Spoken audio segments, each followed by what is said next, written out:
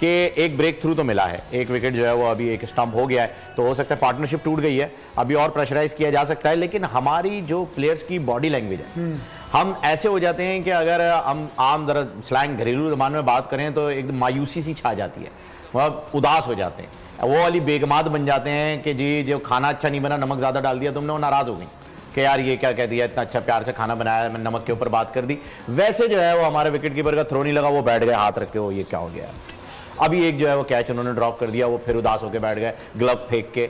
ये जो body language है, इससे हम देखने वाले बड़े मायूस होते हैं। आप तो खेलते रहे हैं, जब आप खेलते थे क्या उस वक्त क्या किस तरीके से प्लेयर्स का मोराल, मतलब वो फायर, वो आई ऑफ द टाइगर वाली फील जो है वो क्यों नहीं आती है कि यार ये लड़ना चाहते हैं, ये गिव अप कर चुके हैं, ये लग रहा है। आई ऑफ द टाइगर गाना क्यों बना, कैसा मोटिवेटेड गाना, क्या बना है, body language, I of the tiger, वो ये मतलब ये घुरी मार रहा है जो, बिल्कुल रॉकी बाल्बोआ एट पीक। और ये जो बॉडी लैंग्वेज की आप बात कर रहे हैं, देखने वाले तो होते हैं डिसअपॉइंटेड। खास तौर पे देखिए, मैं कोई बुरा ना मनाए, शौक से भी देखते हैं, मैं खेला हुआ हूँ, मुझे टेक्निकलिटीज़ का पता है, अपना शोएब को स्टैट्स का सारा पता है, तो इनको काफ़ी आइडिया है। लेकिन जनरली क्या होता है फ़हीम, जो देखने वाले होते हैं ना, उनको इनसाइड स्टोरी, जो उनको चिट्स एंड बिट्स होते हैं ना, एग्जैक्टली इसीलिए मैंने सवाल अभी, हाँ थैंक यू। और ये बॉडी लैंग्वेज इतनी ज़रूरी चीज़ है सबकी, wicket keeper, close in fielder, ये बैट्समैन परेशान होता है यार, ये तो शेरों की तरह मेरे पीछे पड़े हुए चिंगाड़ रहे हैं, ये तो कम ऑन बकअप कर रहे होते हैं एक दूसरे को, कैच भी छूट जाए तो नो प्रॉब्लम, एक दूसरे को बकअप करते हैं। एक जगह मैंने आज फर्स्ट टाइम देखा, मुझे अफसोस हुआ कि बाबर ने एक जगह अपना सर पकड़ा हुआ था। अरे भाई तुम कप्तान हो, तुम तो अपना, इसमें से अगर देखा जाए तो अभी तक हमें जो फ्लैम्बॉयंसी नज़र आ रही है, जो बबलिंग नज़र आ रही है, वो रिजवान में नज़र आ रही है, बकअप कर रहा है लड़कों को, नो डाउट इससे बड़ा इंपॉर्टेंट अभी ये कैच मिस हुआ है इफ्तिखार की गेंद पे। लेकिन पर एफर्ट की बात वही आ गई, एफर्ट क्या है, 100% एफर्ट है, पूरा मुल्क देख रहा है, जैम बिल्कुल फोकस्ड है मैच के ऊपर।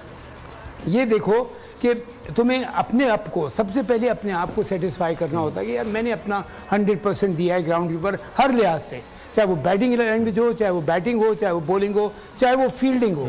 और यहाँ फील्डिंग में अभी तक हमने, मैं पर्सनली फील करता हूँ एटलीस्ट 15 या 18 रन हमने दे दिए अपने मिस फील्ड के। जहाँ 2 थे, जहाँ 1 था वहाँ 2 करवा दिए, जहाँ 3 थे वहाँ 2 थे वहाँ 3 करवा दिए, और थोड़ी सी फंबल भी हुआ है, ये चीज़ संभालना पड़ेगा, कैचेस पकड़ना पड़ेंगे।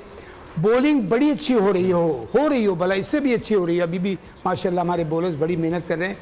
फील्डिंग सपोर्ट नहीं होगी जब तक चार्ज अप नहीं होंगे ना लड़के, कि जैसे मैं कह रहा हूँ मुझे चांस मिले, मुझे कैच नहीं आ रहा, मैं रन आउट कर दूंगा किसी तरह से, समझदारी तो अलर्ट रहे। ये चीज़ें होती हैं जो आपको मैच जिताती है। और coming back to your same thing, body language सारा कुछ ही कवर करती है, लेकिन body language is so important दूसरी टीम को गिराने में और अपने आप को उठाने में। बिल्कुल ज़रूरी है, क्योंकि भाई आज जीते हैं या ना जीते हैं, सिर्फ साहब मुझे याद पड़ रहा है कि अभी चैंपियंस ट्रॉफी 2017 की मैच का या फिर उसके आसपास ही था, पाकिस्तान T20 के अंदर 86 या 88 का जो है वो टारगेट दे दिया था, if I am not mistaken, और सामने इंडिया ही था।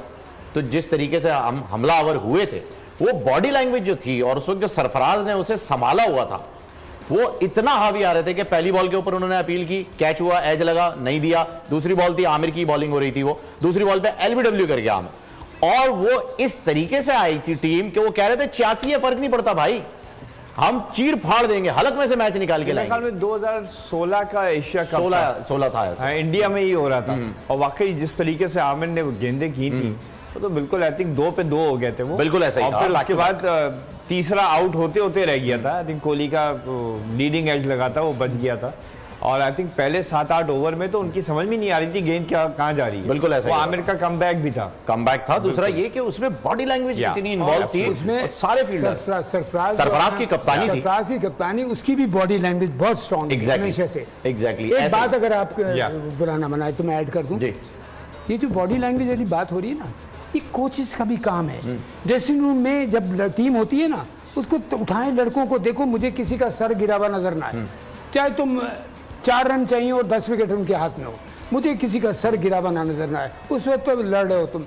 ये चीज़ें होती हैं जो बहुत मैटर करती हैं। आप वो कभी कभी बिलीव मी और नॉट, ये जो आपका जो होता है ना अप्रोच, ये अच्छी तगड़ी अप्रोच, पॉजिटिव अप्रोच, ये सामने वाली टीम को मैच हराए। और सर वो कहते हैं ना मिरेकल्स डू हैपेंस, तो हमने ऐसा मैच भी देखा है, आप उसको क्लियर कीजिएगा, जिसके अंदर 7 विकेट चाहिए थी और 2 Ws खेल रहे थे। मेरे ख्याल में ये वो मैच था कि 7 विकेट कुछ रन। ऐसे तो बहुत मैचेस में कुछ एक मैच का आप अभी कुछ दिन पहले हवाला दे रहे थे, मेरे जहन से निकल गया कि जी उन्होंने उसे सेव कर लिया था और वो मैच हम जीत भी गए थे। अच्छा, मुझे याद नहीं आ रहा इस पर, लेकिन मैं बता रहा हूँ ना, ODIs में, टेस्ट मैचेस में बहुत से ऐसे इंस्टेंसेस गुजरे हैं जहाँ स्पेशली जब वसीम और वक़ार खेलते थे तो 100 बनाने होते थे, वो कहते थे बचा लेंगे, देखा जाएगा जी। और वो मुझे वो बताते हैं क्रिकेटर्स के ये लोग ड्रेसिंग रूम में अगर हम 125 पे आउट हो गए, 150 पे आउट हो गए, तो वसीम वक़ार जो हैं वो पर्कअप कर रहे होते थे प्लेयर्स को कि यार फिक्र नहीं करो, हम कर लेंगे, बचा लेंगे मैच को, व्हाटएवर।